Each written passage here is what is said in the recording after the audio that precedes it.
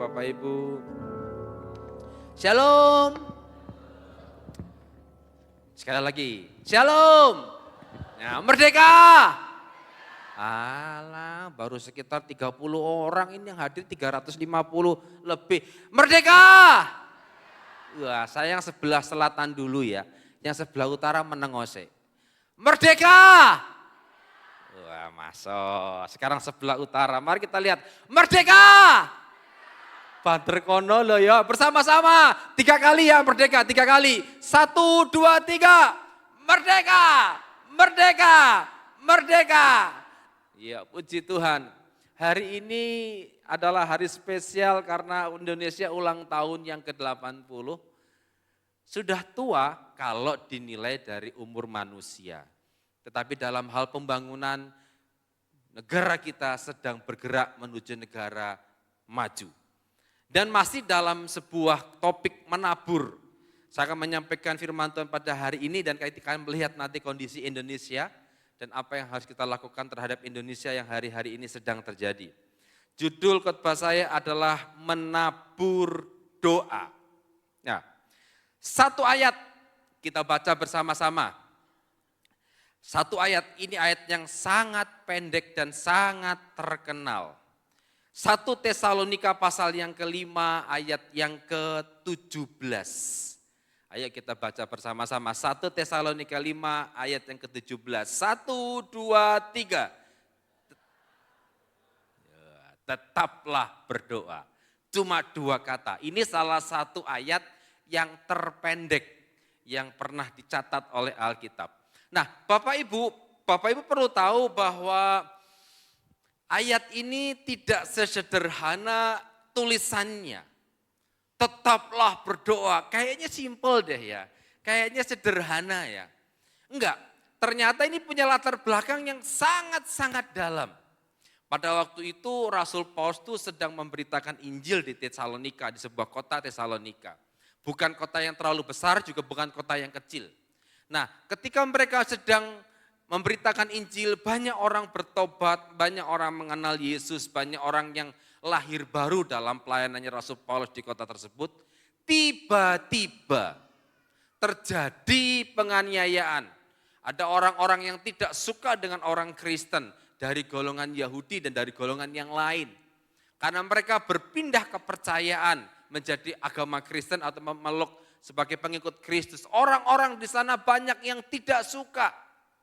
Dan ketika Rasul Paulus di Tesalonika, dia atas saran dari orang-orang yang ada di sana dan atas saran dari teman-temannya di luar kota berkata, Paulus kamu pergi dari Tesalonika.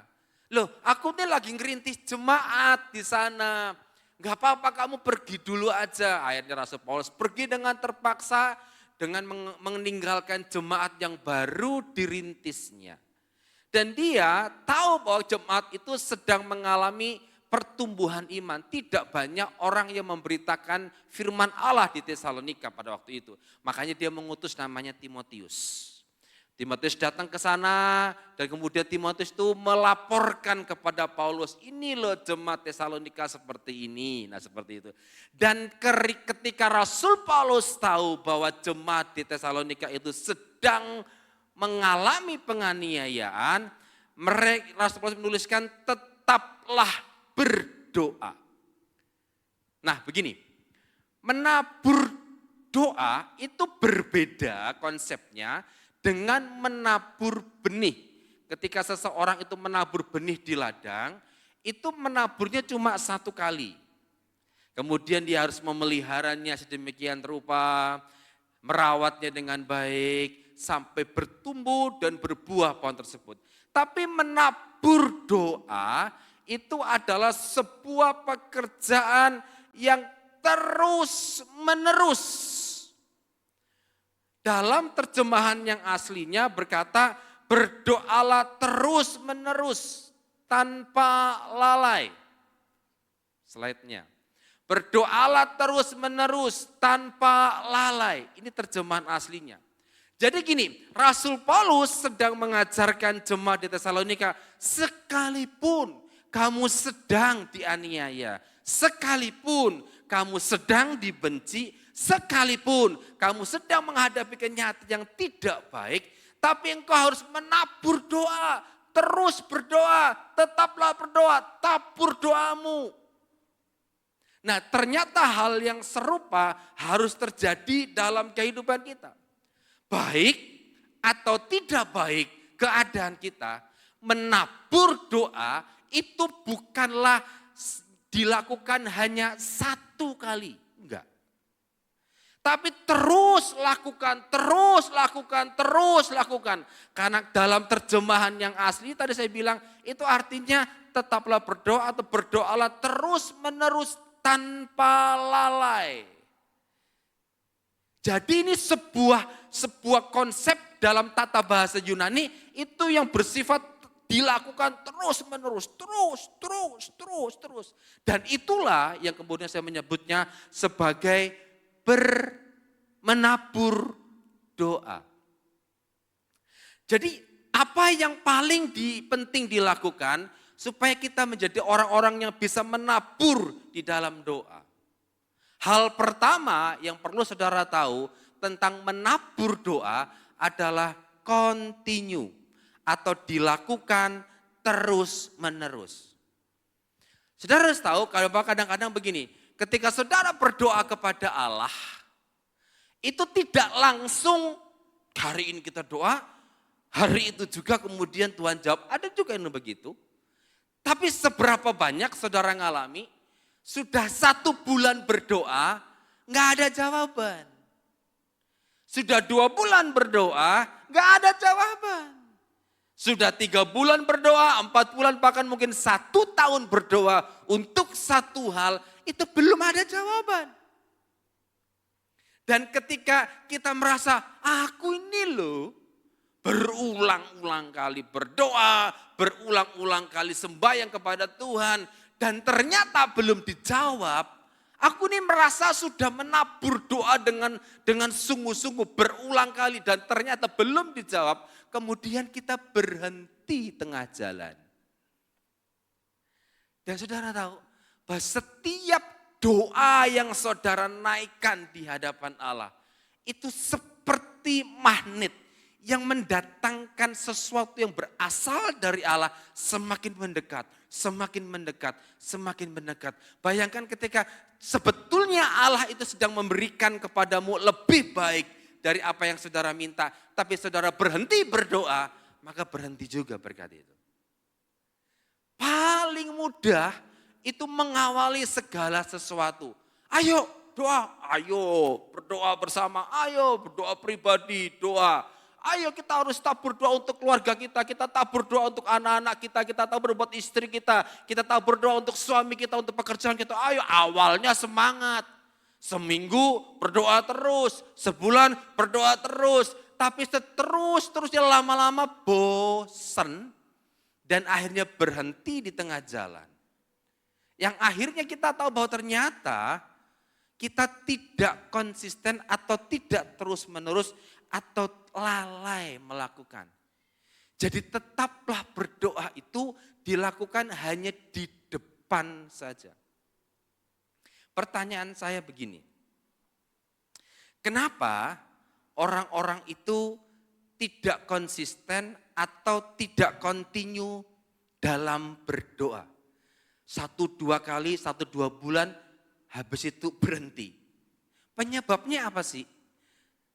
Salah satu, ada 2 penyebab utama kenapa seseorang itu tidak continue dalam berdoa. Yang pertama karena terlalu fokus pada jawaban doa. Nah begini, doa, ketika kita berdoa, kita kan mengharapkan jawaban. Iya dong, gak mungkin kita berdoa, terserah deh Tuhan. Enggak, kita mengharapkan jawaban.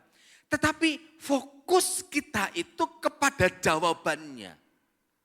Tuhan aku kepengen seperti ini. Tuhan aku pengen anakku seperti ini. Tuhan aku pengen keluargaku seperti ini. Tuhan aku pengen suamiku seperti ini. Aku pengen istriku enggak cerewet lagi. Aku pengen suamiku juga mengalami perubahan kehidupan. Aku pengen anak-anakku juga mudah diatur. Aku mau pekerjaanku baik. Aku mau semuanya lancar-lancar saja. Dan ketika saudara mau berdoa seperti itu, saudara mengharapkan jawaban, ya oke, suamimu tak apikno, bojomu ora cerewet, anak-anakmu baik-baik saja, pekerjaanmu naik. Kita mengharapkannya itu. Padahal saudara harus tahu bahwa doa adalah hubungan. Bukan sekedar menantikan jawaban. Jadi ketika saudara berdoa kepada Allah, saudara sedang membangun hubungan pribadimu dengan Allah. Makanya esensi dalam sebuah dosa yang paling utama itu bukan jawabannya. Nah, Tuhan menjawab doa itu pasti. Cuma ada 3 aja jenis, ya, tidak, dan tunggu gitu aja. Tapi yang paling utama dari sebuah doa yang kita naikkan, dari taburan doa yang kita lakukan, berdoa untuk apapun juga, adalah kita terkoneksi dengan Tuhan. Saudara, kami staf itu kan setiap Selasa sampai dengan hari Sabtu kan berdoa. Kalau Selasa sampai hari Jumat kita berdoa di lantai 6. Ini yang saya tanamkan buat saya pribadi.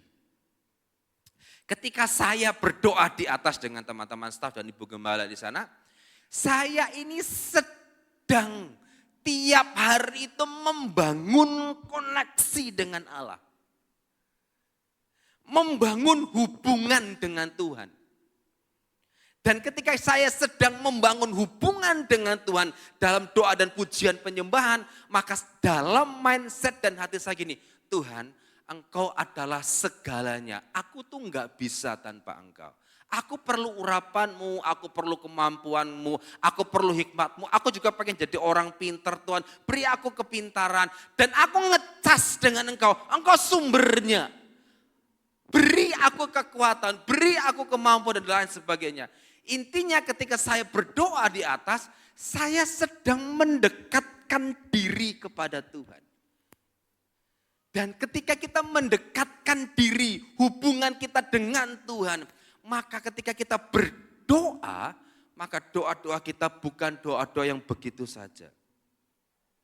Ada sebuah peristiwa yang sangat-sangat terkenal dalam Daniel 6 ayat yang ke-11, Alkitab bilang begini. Demi didengar Daniel bahwa surat perintah itu telah dibuat, pergilah ia ke rumahnya. Dalam kamar atasnya ada tingkap-tingkap yang terbuka ke arah Yerusalem. 3 kali sehari ia berlutut, berdoa, serta memuji Allahnya. Seperti yang biasa dilakukannya. Ini ada sebuah kata yang bilang begini. Demi didengar Daniel bahwa surat perintah itu telah dibuat. Ini surat perintah apa? Nah jadi gini, raja pada waktu itu memberikan surat perintah, umumkan kepada seluruh rakyat, barang siapa ada orang yang menyembah selain menyembah raja, dia akan masuk gua singa. Wah, para menteri-menterinya, oke siap raja, menyebarkan berita itu ke seluruh negeri di wilayah raja itu memerintah. Dan Daniel itu tahu bahwa surat perintah itu jelas. Dan surat perintah itu tidak bisa dibatalkan. Tapi, perhatikan ini, Daniel tahu bahwa setiap orang yang tidak menyembah raja akan masuk gua singa. Daniel tahu, tapi apa yang dikatakan?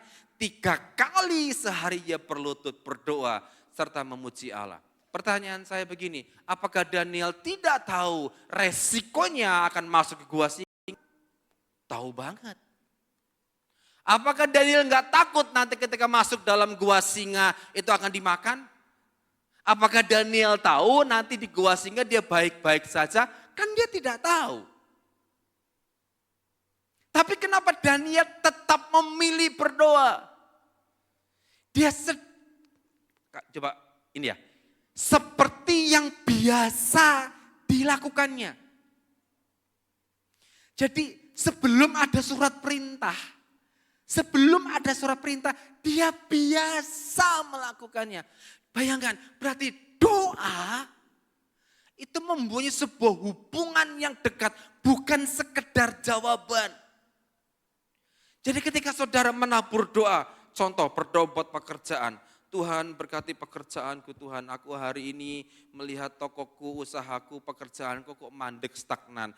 Karena memang sedang resesi ekonomi. Saudara tahu bahwa apa yang saudara katakan itu bukan sekedar sebuah permintaan. Saudara sedang ngomong dengan Tuhan. Saudara sedang membangun hubungan, sekalipun mungkin itu permintaan. Tuhan berkati anakku ya Tuhan, tolong.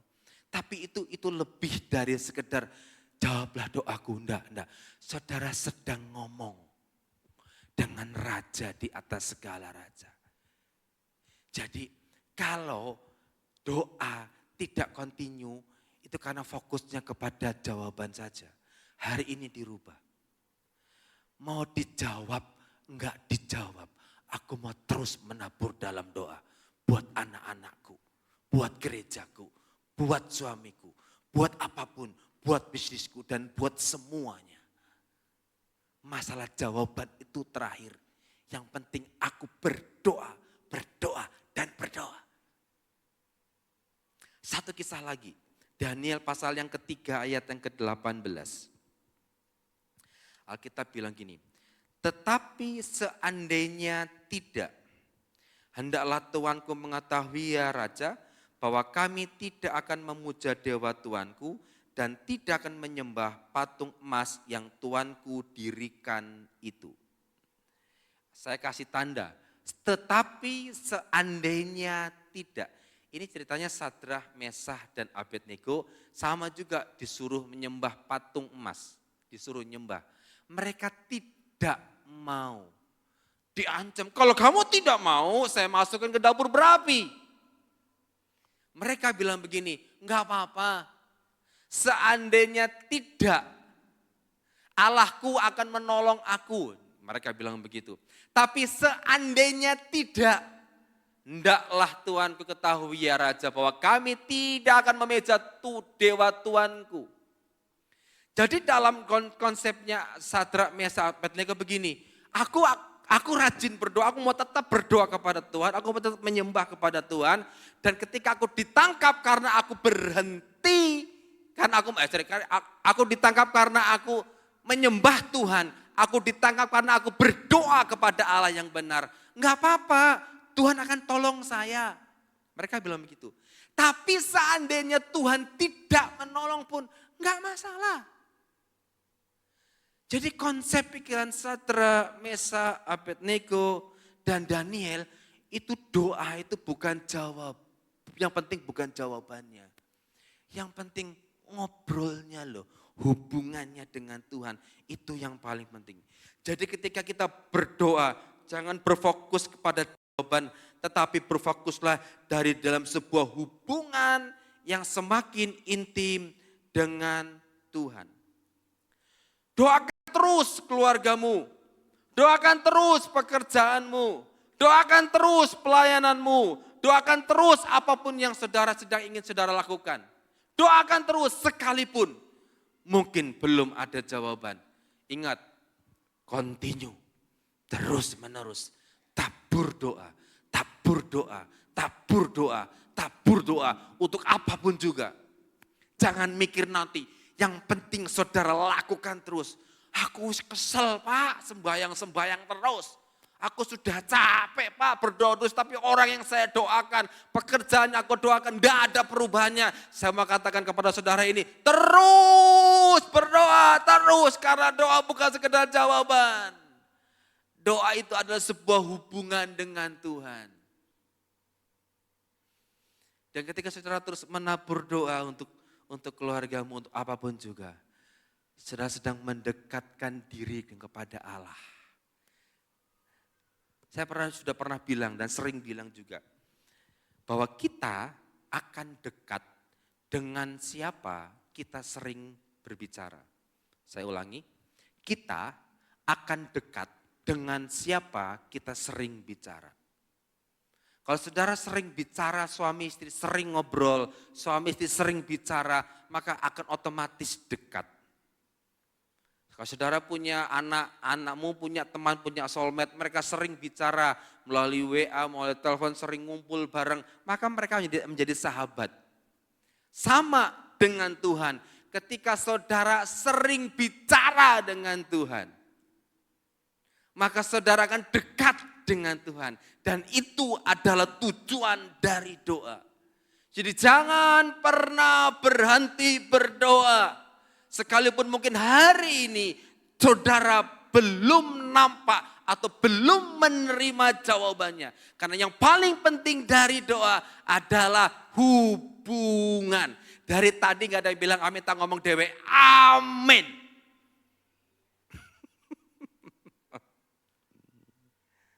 Itu yang paling utama. Jangan pernah berhenti berdoa, Bapak Ibu. Dan doa itu untungnya Tuhan kita itu kan Tuhan 1000 bahasa ya. Saya katakan dalam terjemahan saya berbagai macam bahasa. Kita berdoa kepada Tuhan itu dengan bahasa apapun. Saudara, saya itu melihat sebuah TikTok. Saya kan dibesarkan di daerah Ngapak Purwokerto ya. Jenang Cilacap Purwokerto kan Ngapak semua itu. Ada seseorang yang berdoa untuk makan dalam bahasa Ngapak. Saya mendengarkan lucu banget. Saya nggak bisa menirukan. Tapi dari tata bahasanya itu sangat sederhana. Dan anak ini dari ekspresinya itu sungguh-sungguh berdoa. Walaupun hanya untuk makan. Saudara tahu lauknya cuma apa? Tempe goreng 1, telur dadar. Ibunya itu bikin telur dadar dibagi 3. Ibunya dan 2 anaknya. Telur dadar 1 dibagi 3. Dia berdoa sungguh dalam bahasa Ngapak. Untuk sesuatu yang sederhana.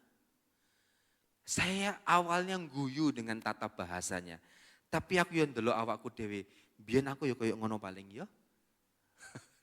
Saya sudah meninggalkan Kabupaten Cilacap sudah hampir 25 tahun. Walaupun kadang-kadang ngapaknya masih kelihatan. Tapi saya lihat ternyata ya. Dalam bahasa yang lain. Tuhan mendengar doa-doa kita. Saudara, ketika saudara berdoa kepada Tuhan tidak usah menggunakan kata-kata yang muluk-muluk. Saya kadang-kadang berdoa. Saudara pernah gak berdoa begini, Tuhan kesel aku, tenan. Asa aku mbuh ora ngerti kudu piye. Begini kok gak ada jalan keluar, begitu ya ketoke salah. Aku ndak tahu Tuhan, mesti gimana. Ndak tahu saudara pernah melakukan seperti itu enggak? Tapi saya sering. Aku ini enggak bisa loh Tuhan. Bener, ini rasa sanggup aku. Aku harus gimana nih?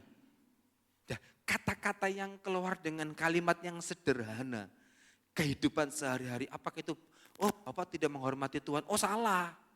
Justru karena saya merasa bahwa Tuhan itu Bapakku, Tuhanku, sahabatku. Aku bisa curhat kepada Tuhan dengan bahasa apapun.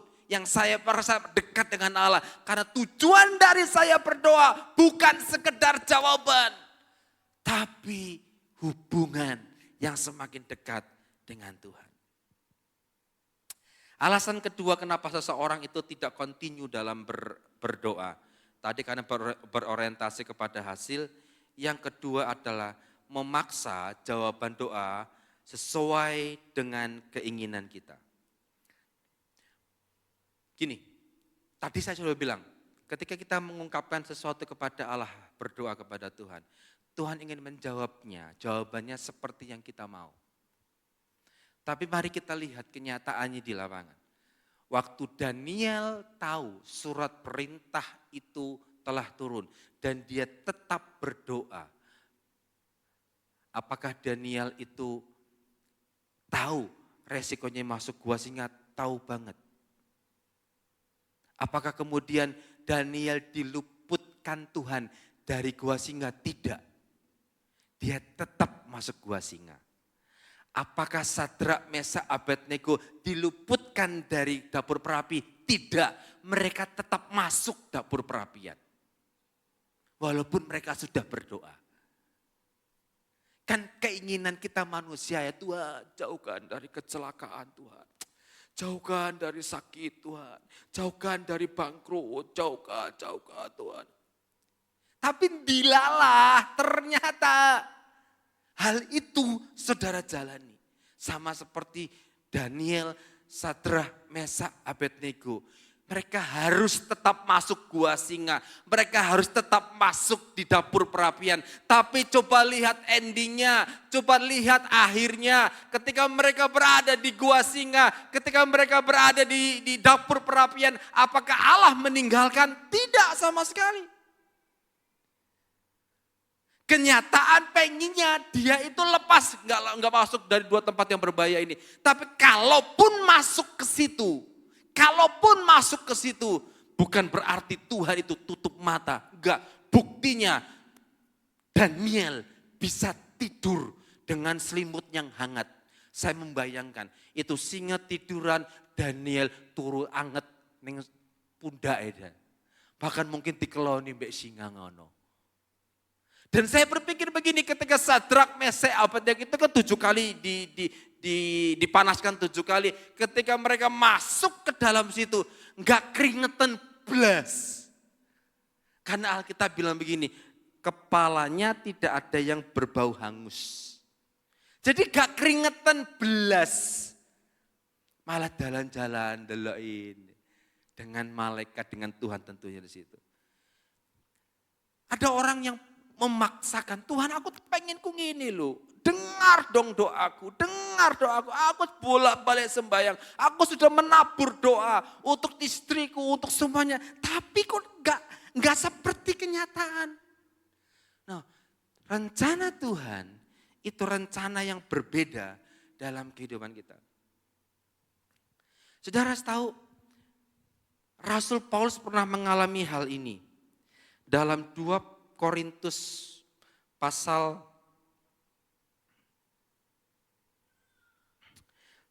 2 Raja-Raja 6 ayat yang ke-17. Percaya nih.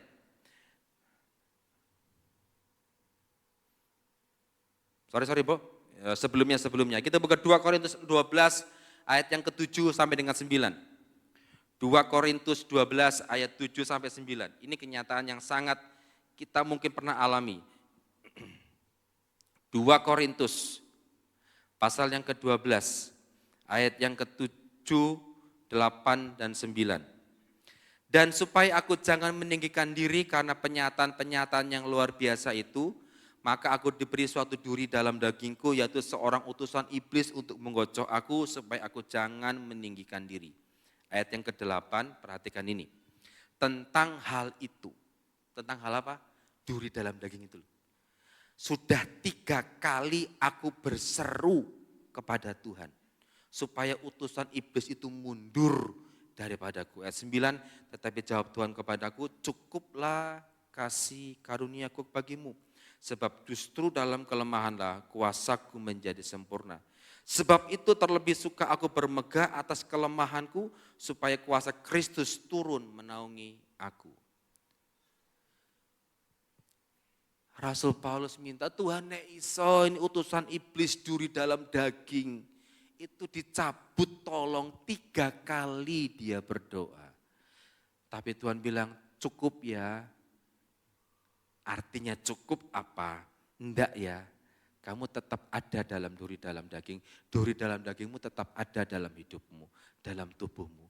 Duri dalam daging beberapa terjemahan bilang sakit. Beberapa tafsir yang bilang itu dia sedang sakit. Jadi kalau boleh bilang gini, Tuhan sembuhkan sakitku Tuhan.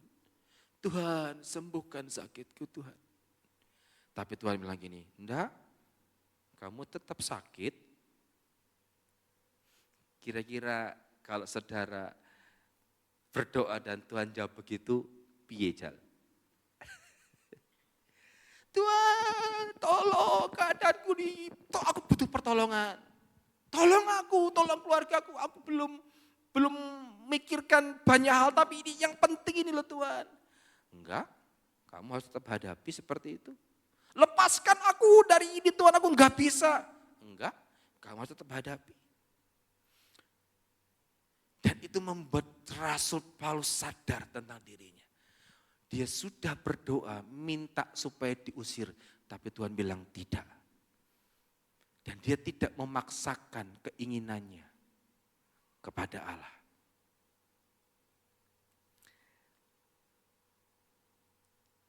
Faktor yang kedua, kenapa seseorang harus hal-hal yang harus ditaburkan dalam doa. Yang pertama adalah continue, dan yang kedua adalah percaya. Continue itu berarti terus-menerus dilakukan. Mari kita bersama-sama membuka dalam 2 Raja-Raja 6 ayat yang ke-17.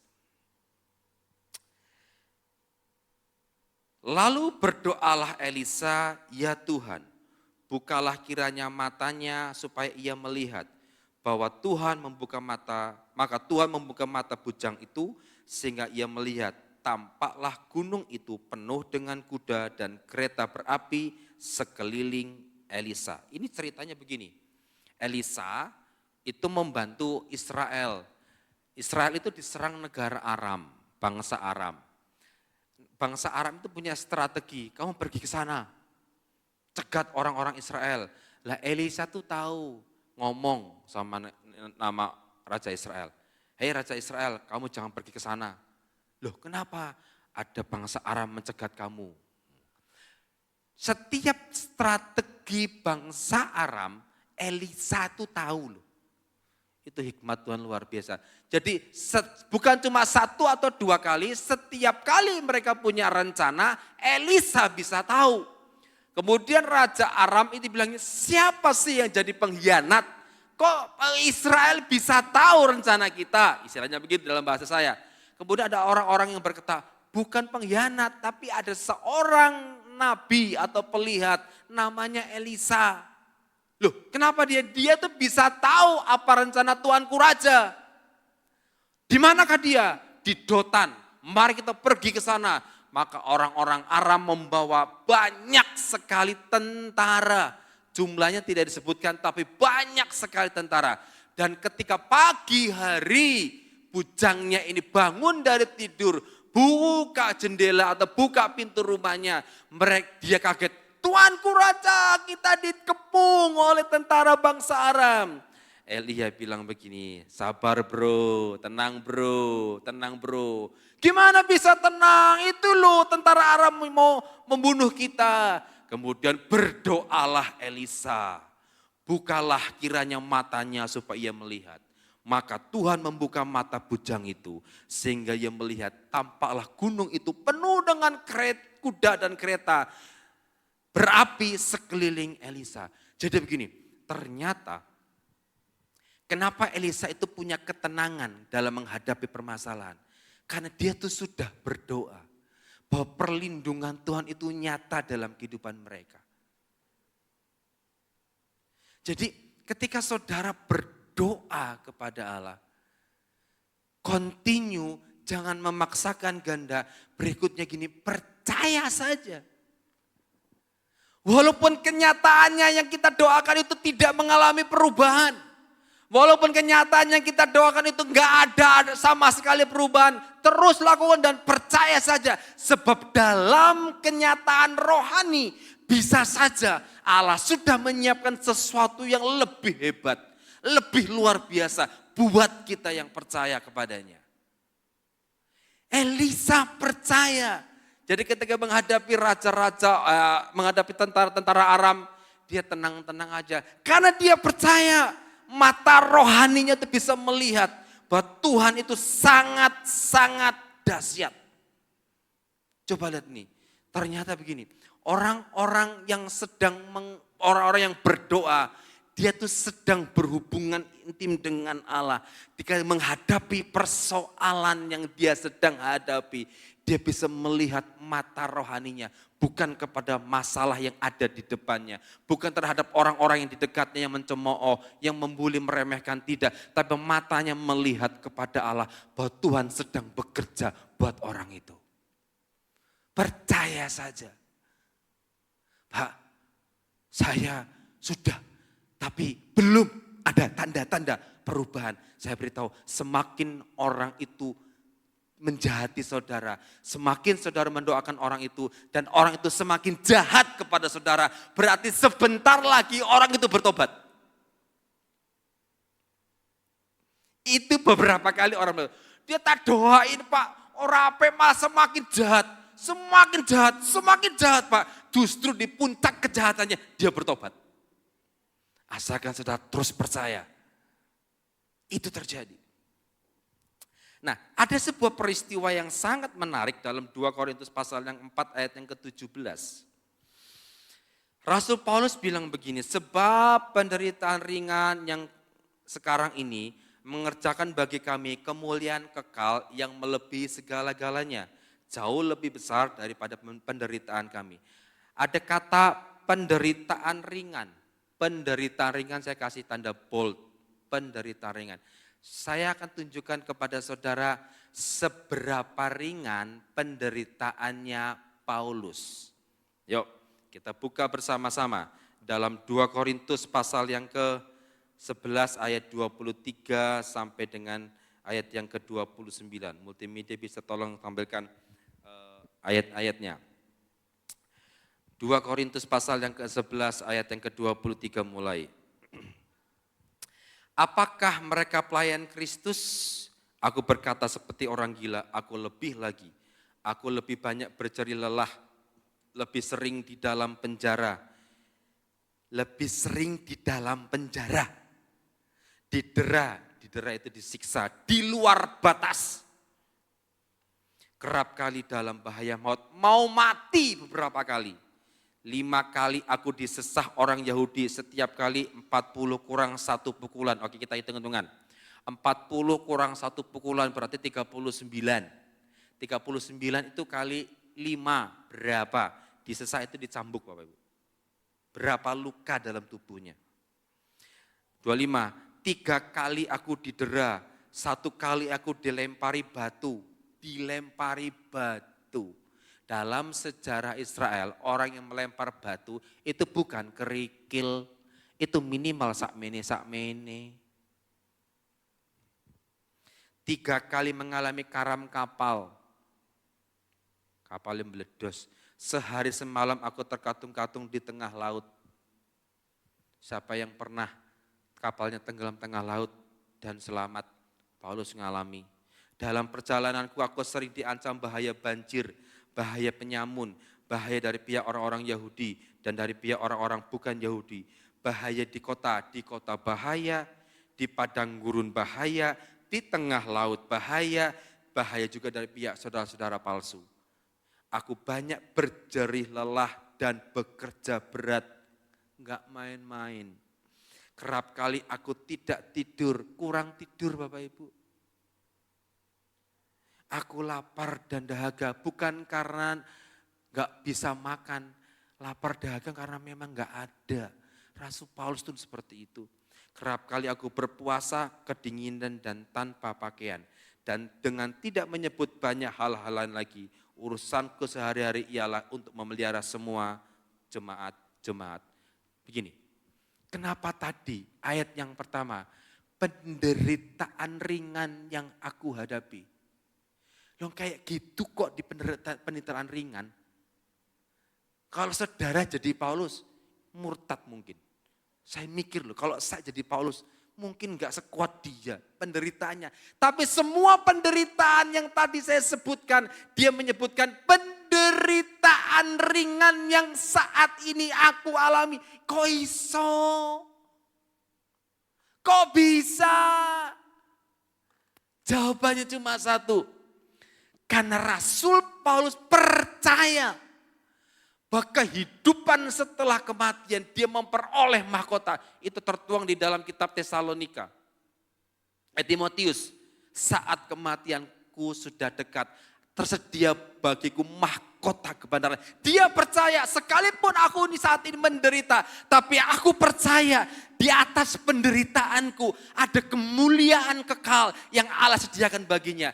Dan saya hari ini berkata kepada saudara, sekalipun saudara saat sedang menghadapi penderitaan yang sangat-sangat tidak masuk akal, tapi kalau saudara percaya dan berdoa, maka akan sesuatu yang besar yang tidak pernah saudara pikirkan akan disediakan Tuhan kepadamu. Bagi barang siapa yang terus berdoa dan percaya atas kehendaknya. Yang setuju berkata, Haleluya.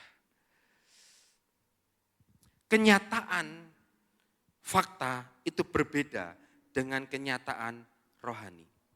Kenyataan fakta itu menggunakan mata, pikiran manusia. Tapi kenyataan rohani itu menggunakan mata dan pikiran Tuhan. Faktanya mungkin kita bertemu dengan orang yang jahat sekali dia Pak. Faktanya mungkin kita bertemu dengan orang yang menjengkelkan, cuekel banget. Faktanya mungkin saudara bosan, faktanya mungkin saudara mengalami kemunduran, faktanya mungkin saudara terkena resesi ekonomi global. Itu faktanya. Tapi kalau dalam kenyataan rohaninya, orang yang jahat itu membuat saudara belajar untuk tidak membalas kejahatan dengan kejahatan. Orang yang menjengkelkan itu berarti Tuhan sedang mengajarkan saudara menjadi orang yang sabar.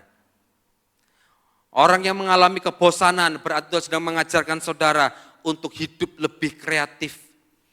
Dan kalau saudara sedang mengalami kemunduran berarti saudara sedang diajar Tuhan untuk bagaimana bertahan hidup dengan Allah. Percaya saja bahwa dalam setiap peristiwa kehidupan apapun yang saudara sedang hadapi, ada maksud ilahi di situ. Ada maksud ilahi di situ. Mas, sekarang mari kita lihat sebuah fakta yang ada di Indonesia. Fakta-fakta tentang Indonesia. Oke, next. Ada 103 purnawirawan jenderal, 3 laksamana, dan 65 marsekal, 91 kolonel yang pada waktu itu ingin supaya Gibran turun dari wakil presiden. Enggak main-main. Totalnya 103 purnawirawan jenderal. Di situ ada kasus korupsi. Ini kurang lengkap itu 968 triliun. Ini duit tok loh Bapak Ibu. Nah, gambar yang ini tuh bukan meja ya. Ini tuh duit. Totalnya 11,8 triliun. Itu duit yang disusun kayak meja itu. Meh jukuk sak gembok piye? Oh kresek lah, kresek itu gede. Itu tuh lembaran, satu diplastiki lembaran ukuran mungkin 1 kali 120 gitu mungkin. Gembol sak kan ora ketok gitu. Itu uang 11,8 triliun segitu. Lah nek 968,5 triliun sak piro duite. Itu dikorupsi bertahun-tahun lamanya. Berikutnya. Di Indonesia sudah menjadi marak dan semakin nyata di tahun 2005 ini. Perusakan rumah doa di Padang, retreat pelajar di Sukabumi, kemudian pembubaran paksa gereja di Binjai, itu yang ada di Bekasi. Ada tulis menolak keras untuk mendirikan gereja dan kegiatan peribadatan di lingkungan kami selamanya. Ini fakta Indonesia terjadi di tahun 2025. Berikutnya. Tingkat pengangguran negara di ASEAN, Indonesia itu nomor 2 terbesar. Setengah dari pengangguran RI adalah anak muda. Jumlahnya itu jutaan. Dikutip tanggal 20 Juli 2025. Itu pengangguran, bencana alam. Di Indonesia per Juni 2025 itu menembus 1.600 kejadian. Paling banyak adalah banjir. Ini fakta. Saudara, ketika saya sedang menyusun data-data ini, pikiranku itu tiba-tiba rodok. Pernahkah saudara melihat sesuatu yang sampai sepaneng terus capek pikirannya, hatinya ciut. Terus saya mikir gini, kenapa ya kok ketika aku melihat fakta-fakta Indonesia ini, pikiranku kok rodok gimana, sepaneng begitu loh, gak enak, hatiku juga gak enak. Dan Tuhan ngomong begini, itulah yang terjadi ketika dia memikirkan masalah yang terjadi di depan matanya. Setelah itu, saudara, apa yang saya lakukan? Saya memutar sebuah lagu yang tadi dinyanyikan oleh Ibu Lucy dan kita semuanya. Indonesia tanah air Saya mendengarkan itu 2 kali. Itu pikiran yang penat tentang Indonesia, hati yang kecil tentang Indonesia, itu tiba-tiba hilang. Dan saya berkata, aku percaya Tuhan, Indonesia tidak akan pernah hancur.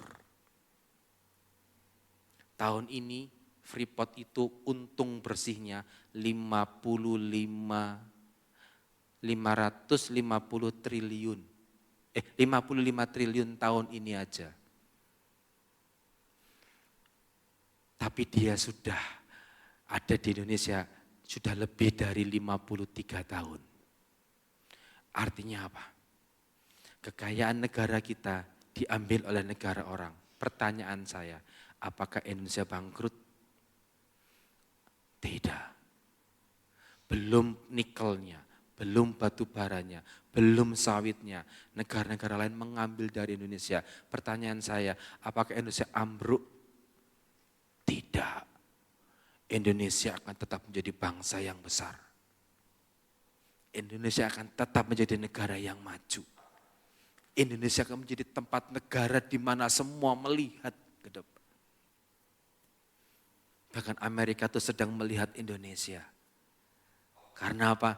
Mereka perlu ada sebuah bahan bakar untuk baterai mobil listriknya. Itu ada di Indonesia dan terbesar kedua di dunia.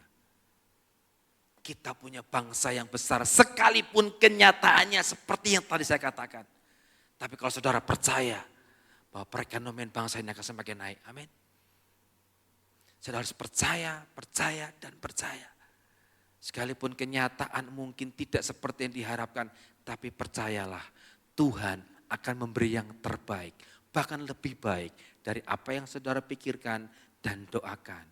Terus tabur doa, terus lakukan, terus lakukan, terus lakukan. Dan percayalah sesuatu yang besar akan disediakan Tuhan dalam kehidupan saudara. Amin. Saya undang seluruh pemain musik.